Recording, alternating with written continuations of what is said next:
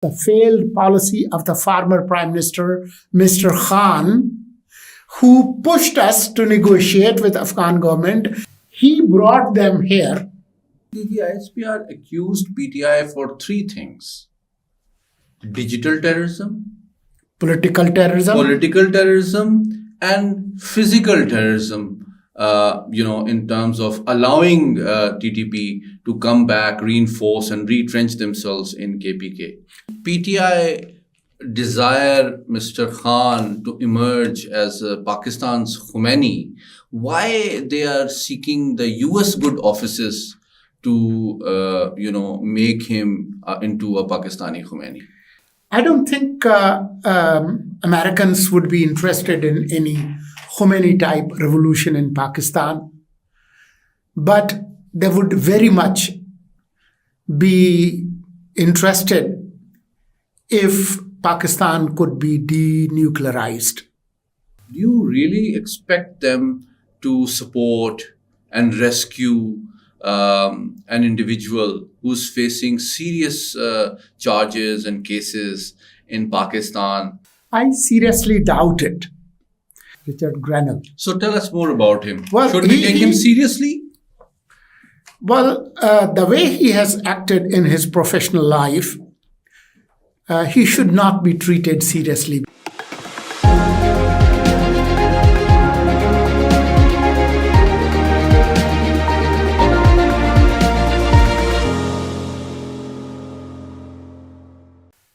With a fresh episode of Weekend, which would be the last episode of 2024, I'm Murtaza Solangi. And I'm Muhammad Ali. Well, it looks like we have a plate full of agenda today. Indeed, and it was a very eventful year, but not least this particular week. So what do you have on the agenda today? Well, if you scan Pakistani news, the big name that pops up all over the place, be it legacy media, print, television, or social media, there is an American name that's popping up all over the place, somebody by the name of Richard Grenell. So tell us, who is Richard Grenell and why he's getting so much attention? Well, Pakistanis might not know him. Before President-designate Trump announced his name as a special envoy for troubled spots, and those troubled spots were named Venezuela and North Korea. But lo and behold, within no time, he was welcomed by PTI overseas, and they started tagging him on social media and asked him to intervene in Pakistani politics and pressurize Pakistan to release incarcerated Imran Khan. So does that mean that PTI wants the incoming Trump administration to include Pakistan as a trouble spot? They would want all kind of troubles in Pakistan. If you remember, much earlier than that, PTI actually during last PDM government, they tried to sabotage IMF agreement. There was a leaked phone call, audio tape, where the former finance minister, Shaukat Tareen, was talking to two finance ministers of the provinces where PTI was governing, Punjab, Mohsin Laghari, and Taimur. I'm forgetting his last name. The son-in-law, not son, I think grandson of former President Ghulam Isa Khan. I think his name is Taimur Jhagda, if I Okay. Remember his name right. So there was an audio tape where Mr. Shaukat Tareen is directing Finance Minister of Khyber Pakhtunkhwa and Finance Minister of Punjab to send a letter to IMF that we will not give our share of account surplus to the federal government, and we are not bound by the commitment federal government is making with you to scuttle IMF agreement. Then, if you remember, when the crisis erupted in Sri Lanka, Mr. Khan wished that we would have a situation like Sri Lanka in Pakistan, then Bangladesh. So this comes very natural. They sincerely believe that if there is a total meltdown in Pakistan, people will be out on the streets, and this will lead to collapse of all systems, and Mr. Khan would emerge as some kind of Khomeini, and a new dawn of his despotic rule would start. When PTI desire Mr. Khan to emerge as Pakistan's Khomeini, why they are seeking the US good offices to make him into a Pakistani Khomeini? Well, I have been thinking about it. I don't think Americans would be interested in any Khomeini-type revolution in Pakistan, but they would very much be interested if Pakistan could be denuclearized, because of the strategic partnership US has been building since civil nuclear deal, if you remember. They would very much want to appease Indians, and since they want to use India as a counterweight to China, so they would want a Pakistan that has no wherewithal to defend itself. But in contrast to the US non-proliferation goals in South Asia, when one talks about the rising threat of terrorism, don't you think that Pakistan and US share a common concern regarding Afghanistan that has again become a hotbed for regional and global terrorism? But on one hand, PTI seeks US good offices to influence the legal and judicial processes that Mr. Khan is facing. But on the other hand, Mr. Khan seems to be a very devout and determined advocate of Taliban. And he has always forcefully advocated appeasement and dialogue rather than an effective counterterrorism strategy against them. How does that add up with whatever the US expects from Pakistan? That's what I would like to understand myself. But the way Doha deal was struck, the way Americans left Afghanistan, abandoning everything, the effort of 2 decades, that whole experiment of Afghan Republic was sunk.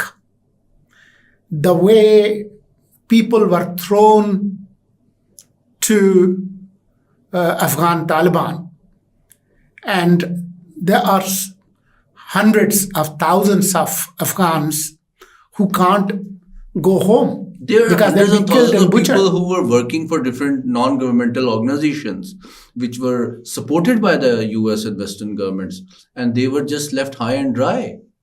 So that probably explains that once you are out of Afghanistan, you don't give a hoot what happens to terrorism until and unless it comes and bites your butt. Pardon my French. I remember 9/11 days.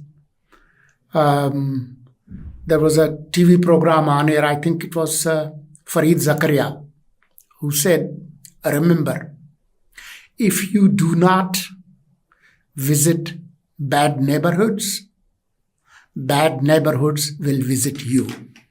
That was the 9/11 experience. When you left it, after the withdrawal of Soviet troops, the Mujahideen experiment, the Taliban experiment, and you had characters of all sorts coming to Afghanistan, including Osama bin Laden. And look what happened next. So it looks like there's not a far-sighted approach of the US administration. Now, the wee hours of Biden administration, we will see, as Chinese say, interesting times are ahead in America. But we were talking about a guy named Richard Grenell. So tell us more about him. Well, should we take him seriously? Well, the way he has acted in his professional life, he should not be treated seriously because his antics have been hyperbolic and an effervescent kind of person. If you remember, in 2018, when he was sent as ambassador to Germany, he caused a ruckus there. He issued statements on Twitter siding the right-wing conservative political parties in Germany and infuriating the other side of the spectrum. But he worked with stalwarts like Negroponte, Mr. Bolton, and Mr. Zalmay Khalilzad, none of whom have been approached by the Trump administration this time. True. If you look at the list of people Mr. Trump has nominated for the cabinet positions, many of them are very controversial figures who have no experience. And some, like billionaire Elon Musk, he had appointed designated Attorney General Matt Gaetz, who had cupboard full of skeletons. His sex scandals and all these things popped up, and he had to withdraw his name.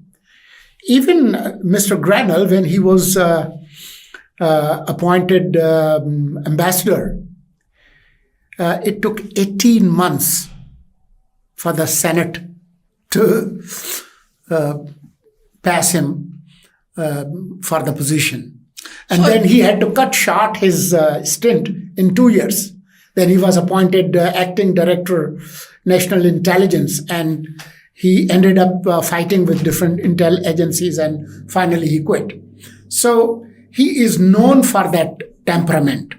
But notwithstanding whoever is in White House, what is your view that you've lived and worked in Washington for a long time and you know their thinking and culture? Do you really expect them to support and rescue an individual who's facing serious charges and cases in Pakistan and is a devout advocate of Taliban and supports appeasement and dialogue with them instead of an effective counterterrorism strategy? Do you think such a person and with such an ideology would be considered a potential ally by the Trump administration? I seriously doubt it, because Americans have not forgotten what happened to them in 9/11. Thousands of people perished in a moment. And, it changed America from inside out. So a person who calls Osama bin Laden a martyr, who supports the so-called judicial system of Taliban, who somehow justifies the patriarchal anti-women culture of Taliban as their cultural tradition. The person who authorized around 300 million rupees per year to a seminary called Factory of Suicide Bombers and Jihadists, would be treated with respect in America for what Americans have gone through. I seriously doubt it. But since Mr. Khan happens to be in crosshair with Pakistan's security establishment, and if they want to twist the arm of Pakistani state on critical issues like nuclear program or missile program, they could use this issue as a pivot to pressurize Pakistan. Mr. Khan does not matter for America, but if they want to use him for some other pressure tactics, you never know.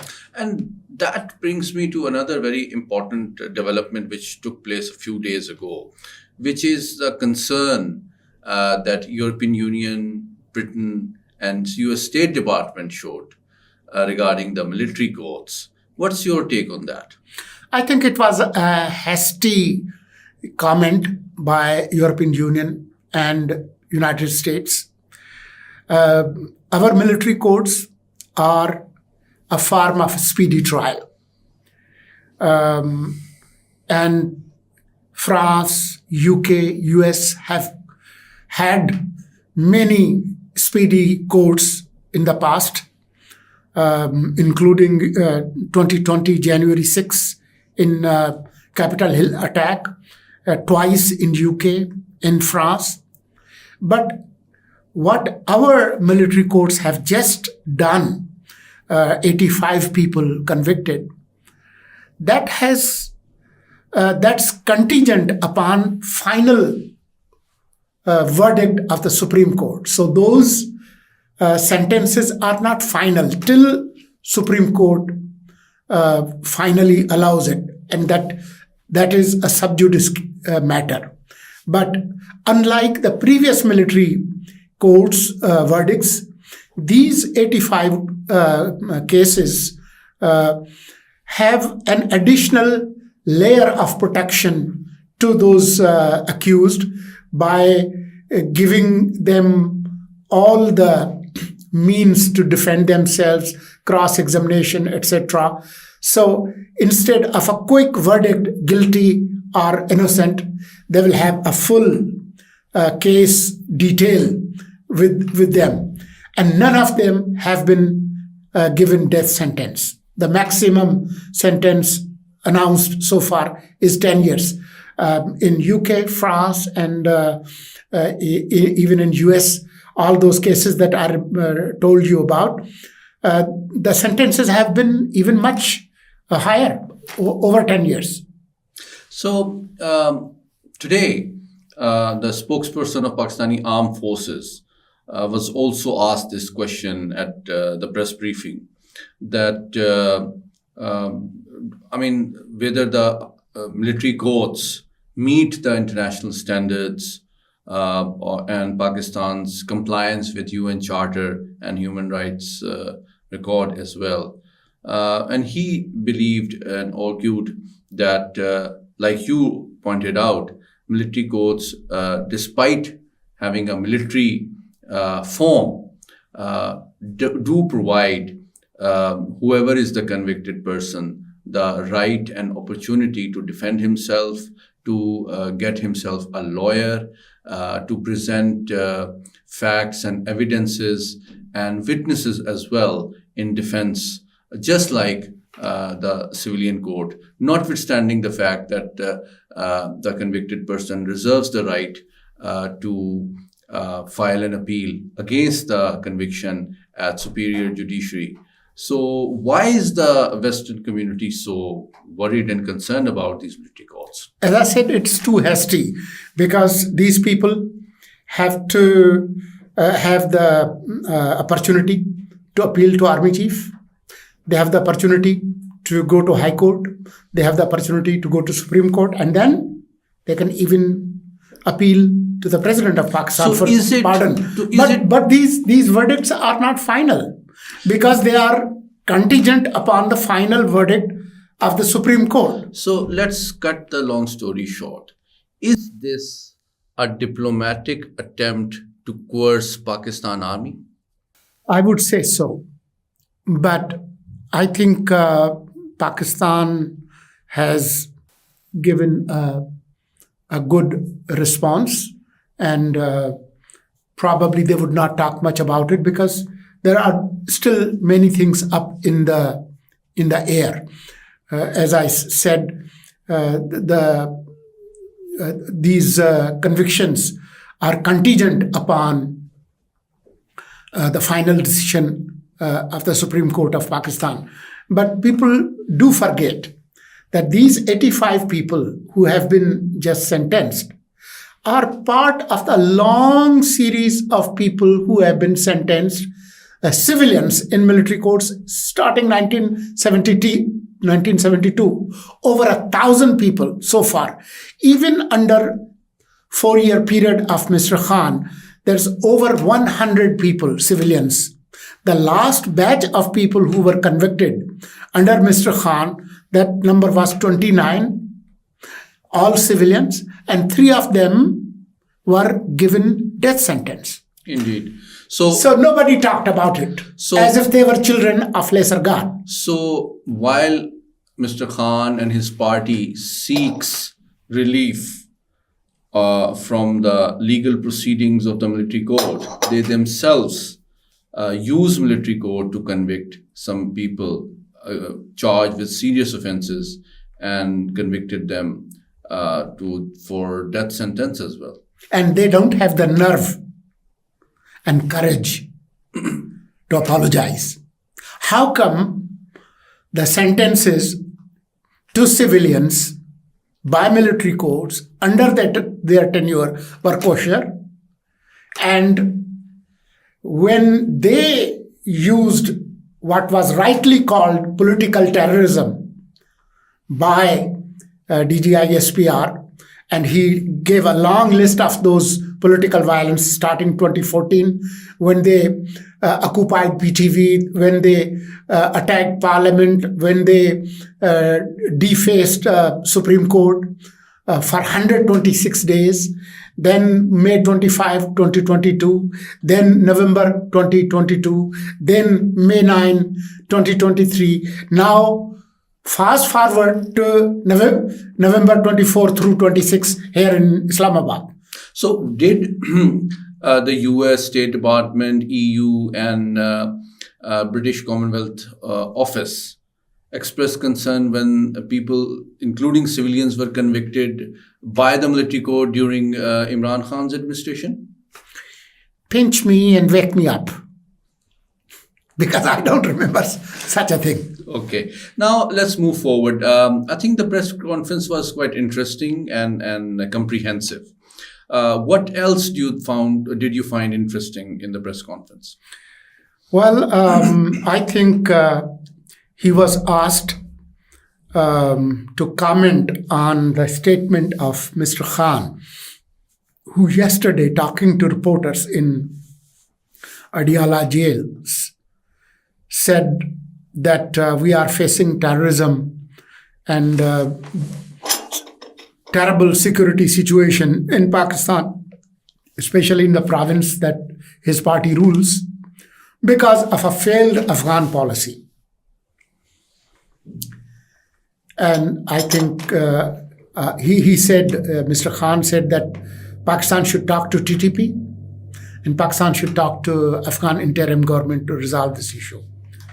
The answer was very interesting. He said, well, we have been talking to Afghan government since 2021.